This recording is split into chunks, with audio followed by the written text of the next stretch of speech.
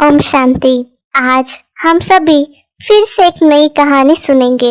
आज के हमारे कहानी का नाम है आज्ञाकारिता। आज्ञाकारिता क्या है? आज्ञा मानना ये क्या होता है? क्या सभी आज्ञाकारी बन सकते हैं या नहीं? या आज्ञाकारिता बनना बहुत कठिन है या इजी है? देखते हैं। आज की हमारी कहानी शुरू होती है जैसे एक बार की बात है। एक बार एक श्याम नाम का लड़का था। वैसे वो अपने कुल से ब्राह्मण था, इसीलिए वो अपनी जीवन को चलाने हेतु अपनी पंडिताई को यूज करता था। वो अपने गरीब माँ के साथ, जो कि विधवा थी, उसके साथ रहता था और वो बहुत छोटे से परिवार का एक सदस्य था। वो और उसकी माँ ये दोनों ही रहते थे। तो अपने जीवन को चलाने के लिए वो सारी ज्ञान को, माना ब्राह्मण जो लोग अपनी दिनचर्या को चलाते हैं पूजा अर्चा करके, वैसे चलाता था। जहाँ भी कोई कार्यक्रम होता था या कोई पूजा होती थी, वहाँ लोग उसे बुलाया करते थे।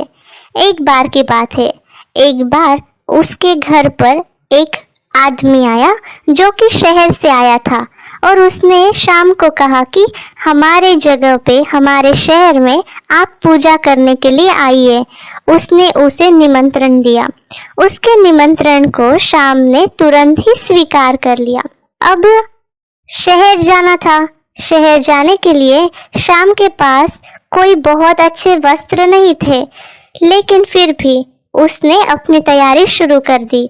उसने अपने वेद शास्त्र इत्यादि साथ में लिए, साथ साथ कुछ वस्तुएं ली, कुछ भोजन लिया और अपने कुछ कपड़े भी लिए। जब वो अपने घर से निकलने ही वाला था कि तभी उसकी माँ उसके पास आई और उसने कहा कि श्याम, तुम इतने दूर पैदल जाने वाले हो, 2-3 दिन का तुम्हारा सफर है, इसलिए तुम अकेले मत जाना, तुम अपने साथ किसी अन्य व्यक्ति को भी साथ लेकर जाओ। उससे क्या होगा कि एक से भला 2 होते हैं, इसलिए 2 इंसान अगर साथ में जाए तो तुम्हारी सुरक्षा भी होगी और तुम्हें सहयोग भी मिलेगा और साथ भी मिल जाएगा।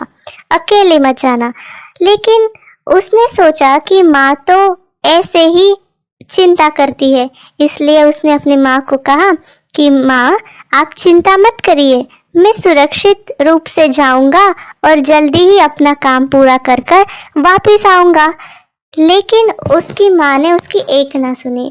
उसी वक्त उसकी माँ ने उसे कहा, जरा 5 मिनट रुकना और मैं वापिस आती हूँ। उसी वक्त उसकी माँ कुछ समय के बाद वापिस आई और उसने अपने साथ एक केकड़ा लाया था। उसने कहा, श्याम, ये केकड़े को तुम अपने साथ लेके जाओ, मैं तुम्हें अकेले जाने नहीं दूंगी। भले ही ये एक प्रकार का प्राणी है, लेकिन फिर भी इसे तुम अपने साथ लेके जाओ, इससे तुम्हारी सुरक्षा होगी। तुम एक नहीं रहोगे, 2 व्यक्ति साथ में हो जाओगे। तो उसने अपनी पोटली में कुछ जो वेद शास्त्र लिए थे, कपड़े लिए थे और भोजन लिया था, उसमें उसने कुछ तो कपूर के टुकड़े भी साथ में ले लिए।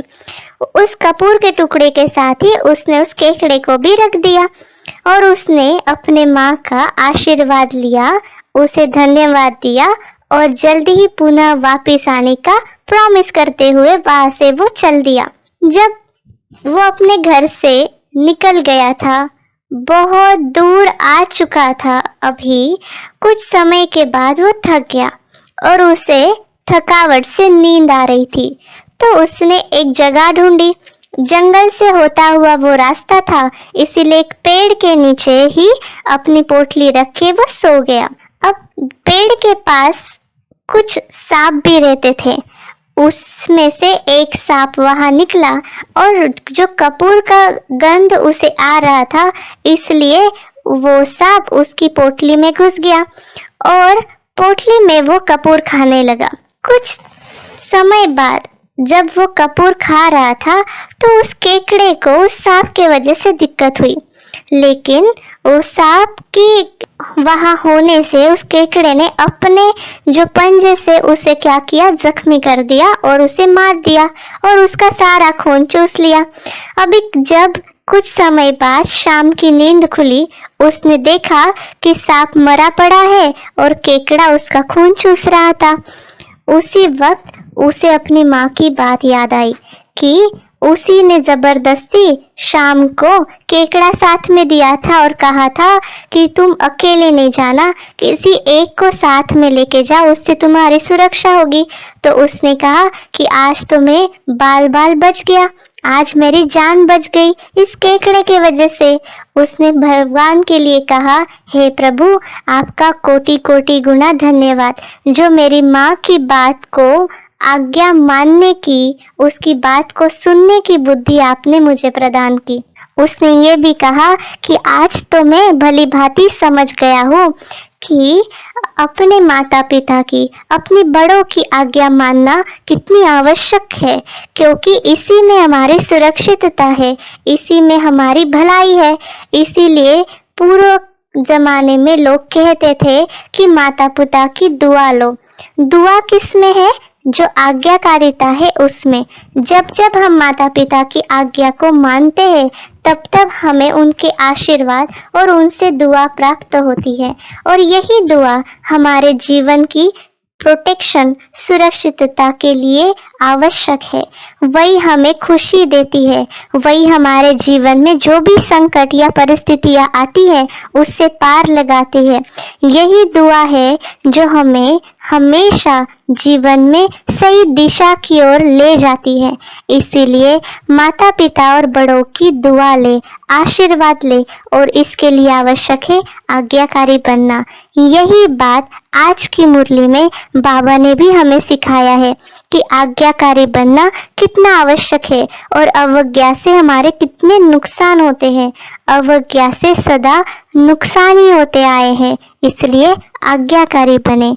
तो आपको हमारी कहानी कैसी लगी, और इसके लिए आप हमें कमेंट्स ज़रूर करना।